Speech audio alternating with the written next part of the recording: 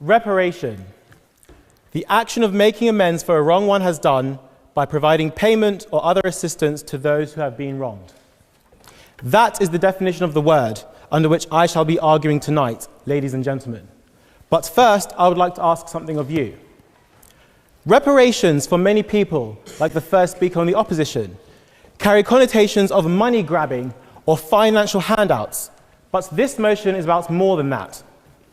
Thus, I'd like you to think of it like this, as this House believes that Britain must make amends to her former colonies, which clarifies the much wider scope of this motion. Now, the British Empire at its height was the largest in history, ruling over about 1/5 of the world's population at the time, and covering almost a quarter of the Earth's total land area.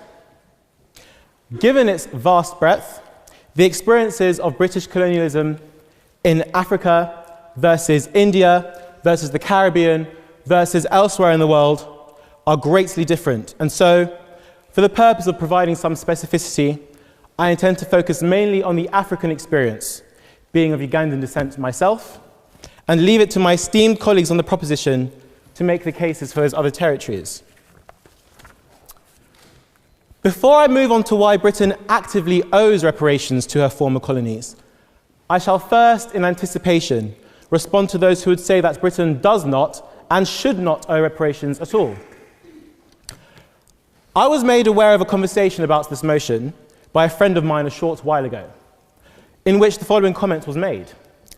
Well, I suppose then that we should take back the roads, the education, and the language as well at the same time. This sort of argument, this so-called white man's burden to travel the ends of the world, enlightening and Christianizing simple natives who would otherwise have nothing, is, if I may be frank, insulting and quite naive. Africa was the home of ancient kingdoms long before the arrival of colonialists, with our own cultures, our own cities, our own religions, and indeed our very own languages. Where complex civilizations were encountered, they were denied. John Hanning Speke, upon discovering the Kingdom of Buganda and its highly developed society and constitutional monarchy, expounded the theory that these people must be descended from a small residue of the original European stock. Even as late as the 1960s and 70s, the white minority government of Rhodesia denied that the ruined remains of a huge ancient stone city in what is now Zimbabwe had been built by black Africans and pressured archaeologists into doing the same. The scramble for Africa, by its own wording alone, shows what little respect these colonialists had for the people within these lands which they were rapaciously partitioning amongst themselves. So do not let yourselves be deceived into believing that British colonialism, despite the small amount of good which it brought about in the form of modernization, was an altruistic endeavor of civilizing savages, when that was simply a ruse for European powers to take more land, amass greater wealth, and gain higher prestige in internal power struggles over global dominance.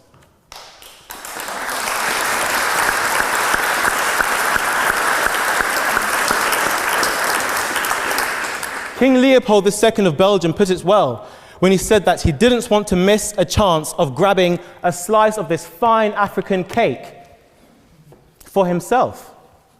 His intentions were also declared as humanitarian and philanthropic, although this somehow translated into forcing all the natives into rubber latex extraction, chopping off their hands if they did not meet the impossible quotas, causing the deaths of 10 million people, around 20 to 50% of the population at the time, and using the revenue from the rubber sales to erect, in Belgium, many beautiful arches, parks, and buildings, including, ironically, the Royal Museum for Central Africa. But this motion is about Britain and not Belgium, so let me not digress. The other defense often used against calls for reparations is that this was all done in the past, and that one should not blame the descendants of colonialists for their ancestors' crimes, and that we should all move on. This is somewhat of a fair point. As the adage goes, the son should not inherit the sins of the father, or indeed the daughter of the mother. But that is not what the demand for reparations implies.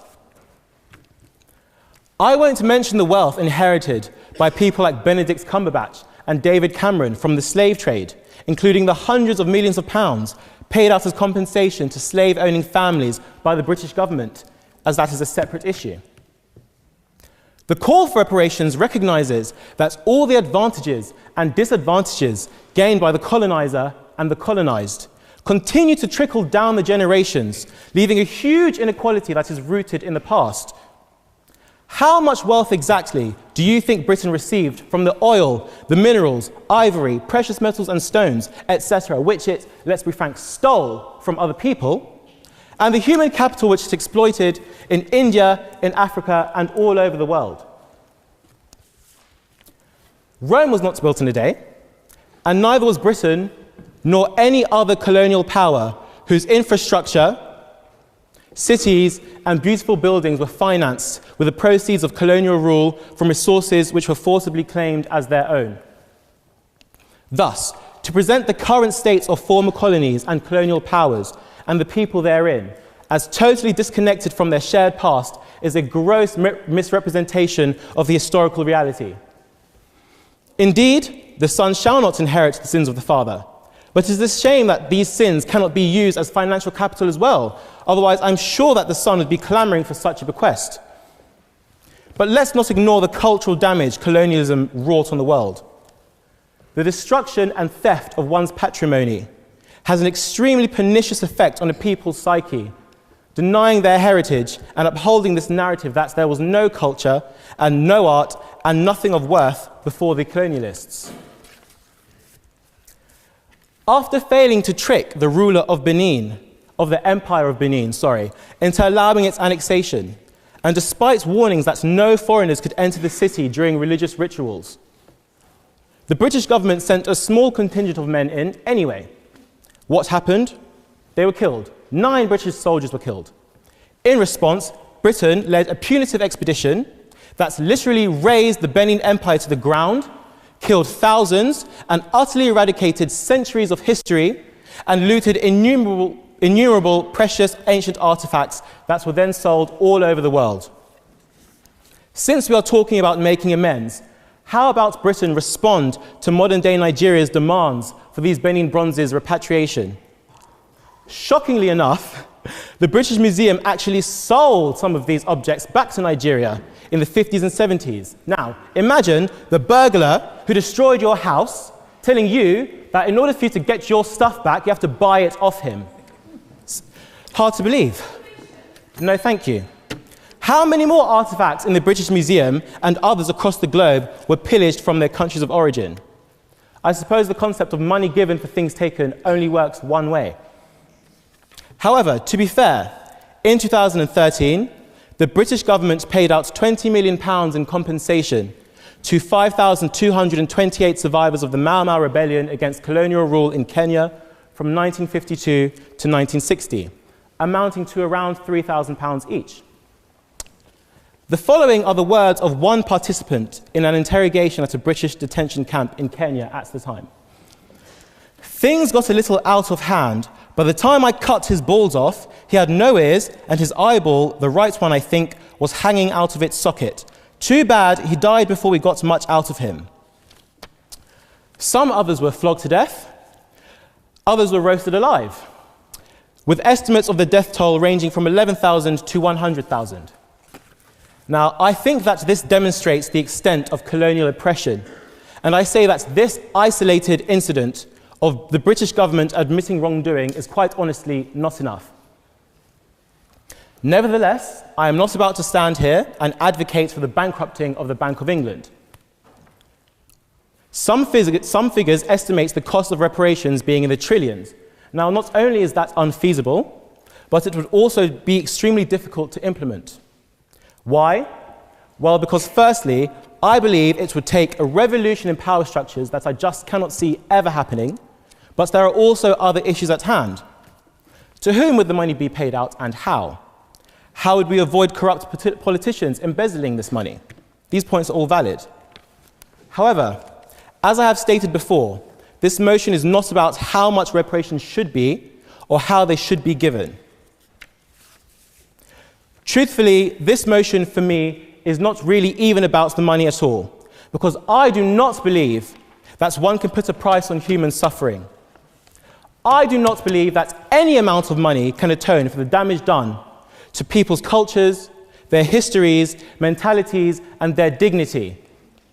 But when people like Gordon Brown in 2005 can say that Britain must stop apologizing for its colonial history and be proud of the great British values of tolerance, liberty, and civic duty which the empire spread across the globe, then I think there's clearly much more to be said and done. To close, I reiterate that the demand for reparations is not about money-grabbing despots seeking to line their pockets, or embittered people of colour blaming any one of the British people in this room right now for things that happened decades ago. This is about accepting the legacy of harm and division that colonialism and divide and rule brought. This is about not perpetuating white guilt, but recognising black and brown suffering. This is about admitting the privilege which history brought on one group of people via the dehumanization, exploitation, and oppression of others, and denouncing it.